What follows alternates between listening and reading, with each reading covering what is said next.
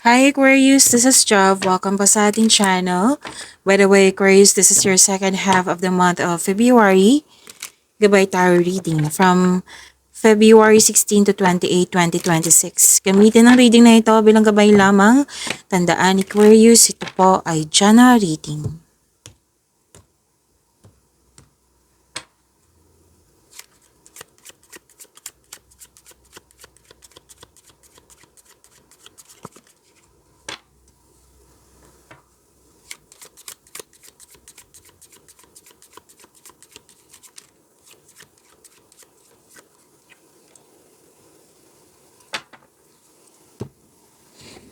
Aquarius, sabi po dito, busy kayo sa mga ginagawa nyo, lalo na sa career and money nyo. Oo, busy kayo. At sabi din dito na may gain. Oo, may increase. Increase sa sales, kita, allowance, sweldo, increase ang sinasabi dito. Oo, may dumating na nagkaroon ng advantage sa'yo. May gain, may binigay na regalo, tulong ba to? Pwede din freebie. At sinabi din dito na may business aspirations and professional goal. So this is about work, this is about job. Ang ganda ng career, ang ganda din ng finances mo. Kasi may nag-gain ka. Ang ganda ng flow ng money mo. Yes. Yan lang yung energy nyo kasi mukhang marami kang ginagawa dito.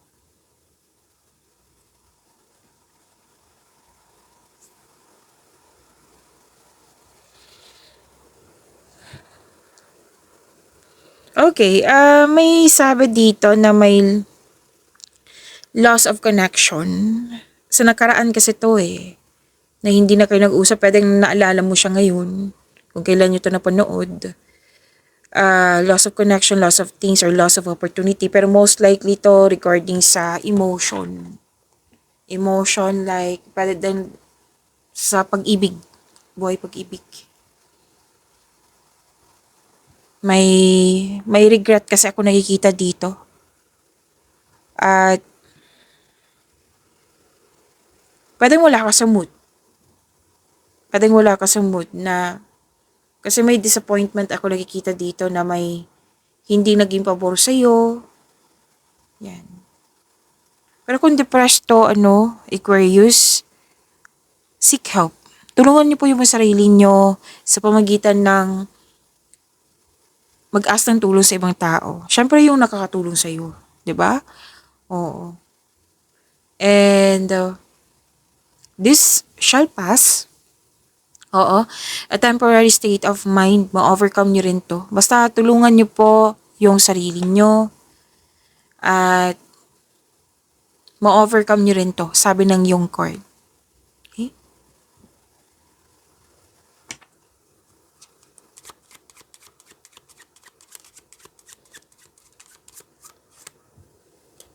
May sinabi din ng card nyo dito na you make yourself busy kasi may gusto kang yung hindi maalala or ikaw yung klaseng tao na habang disappointment or yung hindi nga pabor sa'yo, binibisi mo yung sarili mo.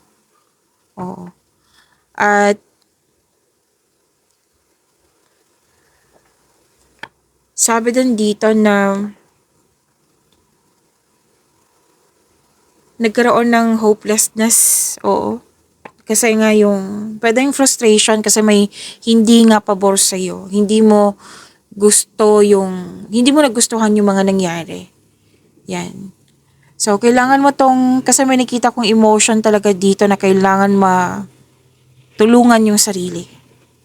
Pwedeng, dalawang card kasi nagsabi dito na bad mood. Oo. Pwedeng naanoy. May anger issues na concern.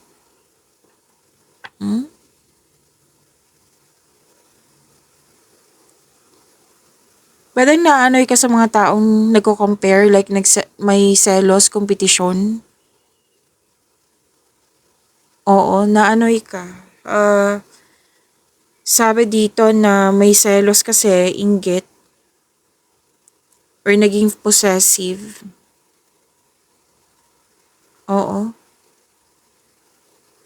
sabi ng court. So, ingat lang din po ha, kasi may sinabi dito na loss of connection ba or loss of money. Mag-ingat kayo sa taong itong nag-provoke sa iyo.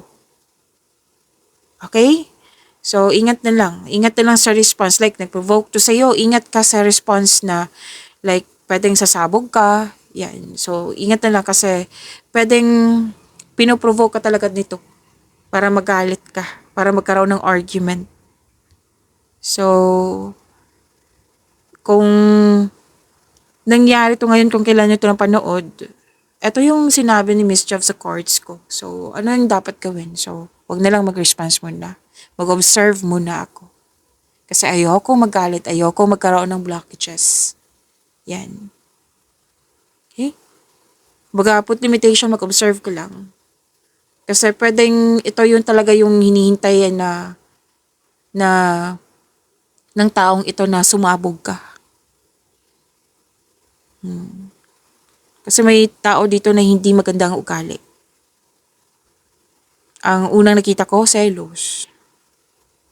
Pwedeng kukunin niya yung opportunity. So, dapat, kung hindi man ito nangyari ngayon, maging handa, basta be wiser.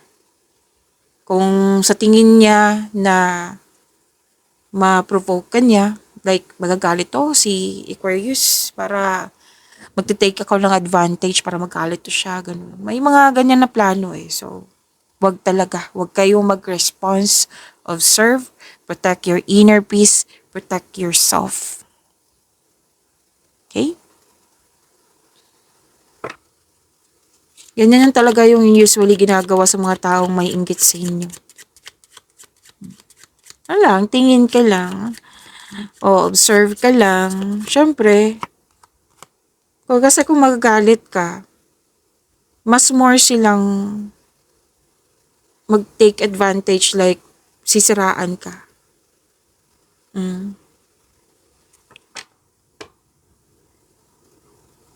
So, much better na mas mainis yan sila. Pag maging kalma ka na wala kang imik, wala kang komento, hindi na yan sila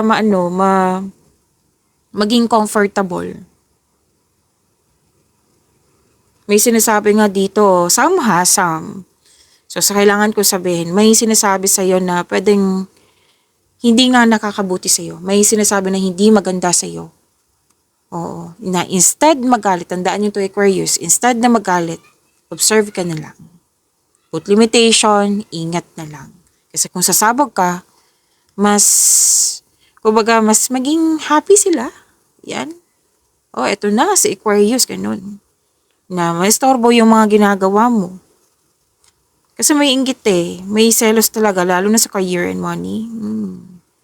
Kasi nga, di ba, unang binasa ko, increase sa inyong mga ginagawa, growth sa inyong mga ginagawa. So, be careful na lang. Hindi na lang ako magalit. Tahimik na lang ako. Mag-observe na lang ako sa kanila. Tapos, protektahan ko yung inner peace ko. Yan. Kasi sila naman yung, hindi sila magiging comfortable niyan. Nakikita ko kasi dito na hindi sila magiging comfortable. Pag ganyan. Okay, may usapin tungkol sa marriage. Pwedeng may kasal na magaganap or ikakasal. Marriage. Pwede din po na kakapasok lang sa relasyon. May commitment, agreement. Pwede din deal to ha sa negosyo. May nasabi sa akin negosyo. Deal, may deal dito. And may bonding, may agreement. Ano pa? Promises. Yan. May some of you nag-iisip na gusto ko magkaroon ng kasal. Yan. May kontrata po. May kontrata ako nakikita dito. At partnership.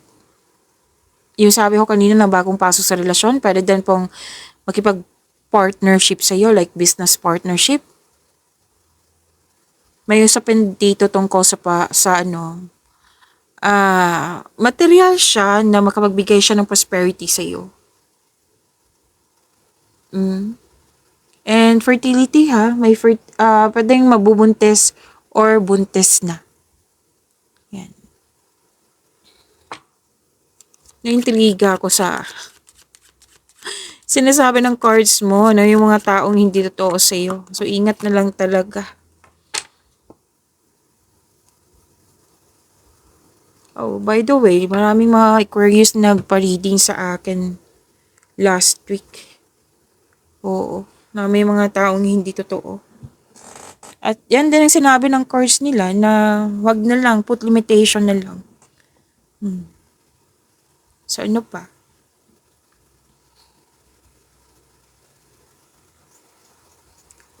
Sabi ng card na Aquarius. May selos talaga ang nakikita dito, inggit. Nagko-compare eh. Alam mo to kung sino to. Nag-spy, may sama ng loob, envy. Pero dun may nangingialam sa inyo na isang third person, like ginugulo ka, para maguluhan ka. Like sinasabi mo sa lahat or sa isang tao, ito yung plano ko. Tapos, yung taong yun, yung third person na yun, guguluhin ka para maguluhan ka, ba? Para hindi matuloy yung mga balak mong gawin. Alam nyo ba yung green-eyed monster? Oh, sa mga hindi pa alam, ito ay isang extreme jealousy or envy. Kaya mag-ingat talaga. Yung nagkaroon ng painful resentment of another's success.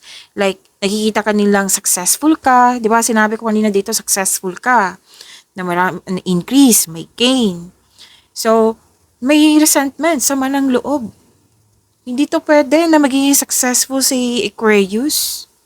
Gagawa ko ng paraan para magalit to, para masira to yung para maguluhan siya, para maistorbo siya sa kanyang mga ginagawa. Naku, ingat talaga. Ilang beses na lumabas dito. 4 na card na nagsabi niyan. No, 3 pala. 3.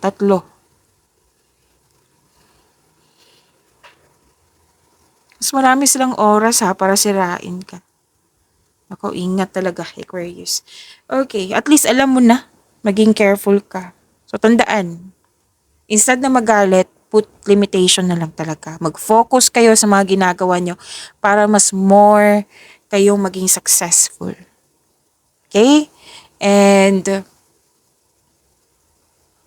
ay, nako. May sinasabi ang card talaga dito na wanting that which is not yours. Like, gusto talaga niyang kunin kung ano yung meron sa iyo. Tapos, sinasabihan ka nito eh. Sinasabihan ka naman, oy, may balita, ganito, ganito. Ginugulo ka. So, tandaan nyo talaga yan. Wag. Ako. Na, ayoko sa ugaling ganito eh. Okay, so umiwas na lang kayo sa kanya, Aquarius, kung sino man to. Okay, may pauwi oh. May pauwi. Something or someone new on the way. May parating sa iyo na bago. Bago or pauwi. Pauwi sa iyo. So, may expectations dito na gusto mong ma-receive. Naghihintay ka. And protect your inner peace ha. Sikapin yung talagang na hindi kayo maapektuhan. Kasi nakita ko talaga dito ilang beses na anxiety, depression, pwede na stress na apektuhan. Hindi mo deserve ng ganyan. Deserve mo maging happy, deserve mo maging successful kumbaga, mag-focus ka sa makontrol mo in order to find peace. Let go mo na po ang hindi mo makontrol. Hindi mo makontrol tong mga taong walang magandang balak, walang magandang ginagawa sa kanilang buhay. Okay? So, nainis ako sa mga tao. Nainis ako sa mga taong ganyan, Aquarius. Mag-ingat kayo sa kanya.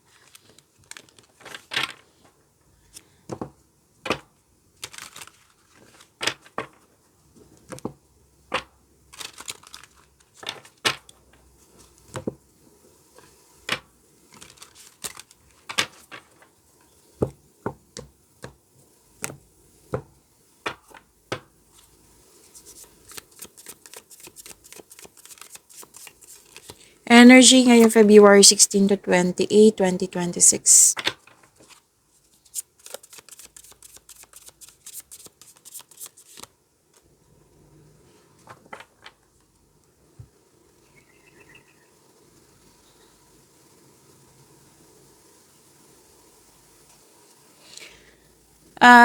Aquarius, maraming salamat po sa mga hindi nag-skip ng ads. At subscribe na po kayo sa ating channel at click bell notification para updated po kayo sa bagong video natin. Para sa mga gusto magpa-reading po, comment po kayo ng personal reading and check my reply sa comment section. You're building stability, conserving resources, maaaring makatanggap ka ng regalo, alok, or pamanang parating. Ang ganda, Aquarius. Hard worker. Sinabi ko naman sa inyo kanina dito na very busy ka. Hard work, vinavalue mo ang pera at hindi ka madamot. Financial stability ang nakikita ko dito. At sinabi ng card, Aquarius, makinig. Sinabi ng card na yaman ka. Uy, mayaman ka na ngayon, mas yayaman ka. Kasi marunong ka magtipid at ingat na ingat ka sa niipon mo. This will lead you to have a financial abundance and personal growth sa inyong buhay. Wow. Huwag mo daw kalimutan na ilibre mo yung sarili mo. Oo, pamper yourself. Deserve mo yan, Aquarius. So, you're saving money for the future. Yan.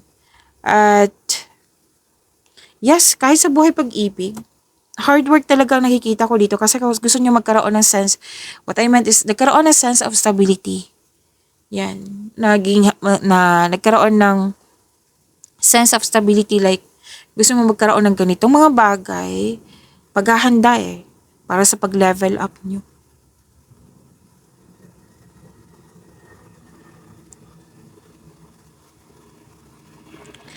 May bagong relasyon, which is, nakita ko dito, sinabi kanina, bagong relasyon, ligawan, kasi destiny to destiny kasi to, may naganap na destiny ngayon.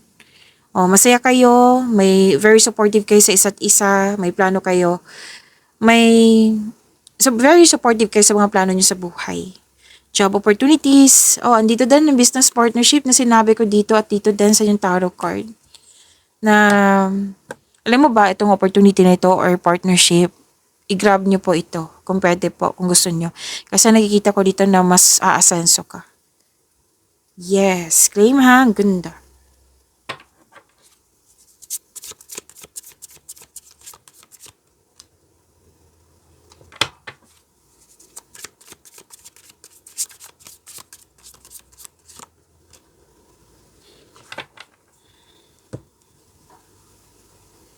Sa career and money nyo po, February 16 to 28, 2026, successful, stability, stable na sa buhay, kampante ka na, magaling ka sa mga ginagawa mo, magaling ka na leader, stable ka na sa napili mong career, financial stability. Wow, ang ganda naman ng cards mo. 4 na card, Aquarius. Claim po.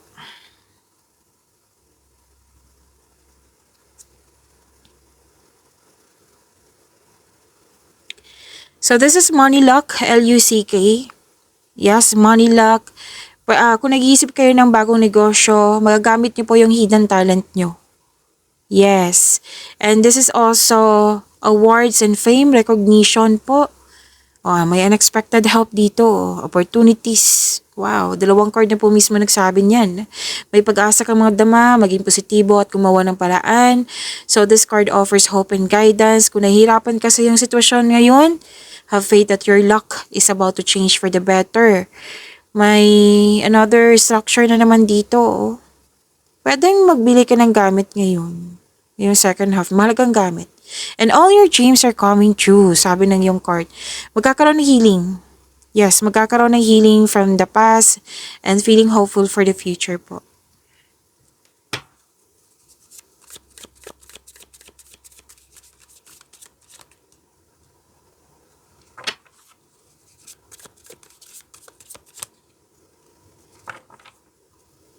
Aquarius, huwag niyo kalimutan na mag-subscribe sa channel natin at i-click yung bell notification para updated po kayo sa reading natin.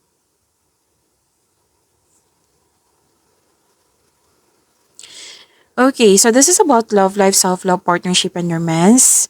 May enjoyment dito kasi may bonding. Single ka man, relasyon sa buhay mag-asawa. Yes, claim niyo po. Sa mga single, you've been doing a great job to love yourself. May potential din na mamimit mo yung posibleng romantic partner mo. So, do something special for yourself. Oh, dalawang card na mismo nagsabi dito ha, na i-treat mo yung sarili mo kasi deserve mo ito.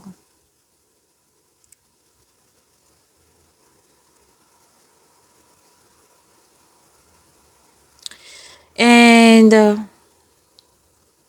okay, may bago kang kilala dito maaring ito yung the one. Oo, na ideal partner mo. So, excited ka dito na makilala siya. So, take things slow, kilalanin mo muna. Sa mga marelasyon sa buhay mag-asawa, may pangyayaring aminan, posibleng proposal. Yung sinabi ko kanina dito, na may wedding. Oo, engagement, proposal, yan. At, umiwas sa toxicity. Okay? Sinabi pa rin ng card, umiwas sa toxicity, put limitation, put boundaries. Okay? Kasi toxic, may toxic dito. Grupo ng tao to kasamahan. Dito ha, competition, rivalry, na lumabas din dito. Na-annoy ka dito na-estorbo ka talaga. So, sikapin nyo talaga kayong hindi kayo ma-estorbo sa mga ginagawa nyo. Kasi may nagko-compare, selos, inggit, andito po. So, yung sinabi ng card, umiwas sa toxicity. Kasi may mangyayari talagang, kung pag-response ka, may mangyayaring away talaga. Pag-imanin niyo po yung blessings sa binigay sa inyo. Aquarius, see you tomorrow. Maraming salamat po.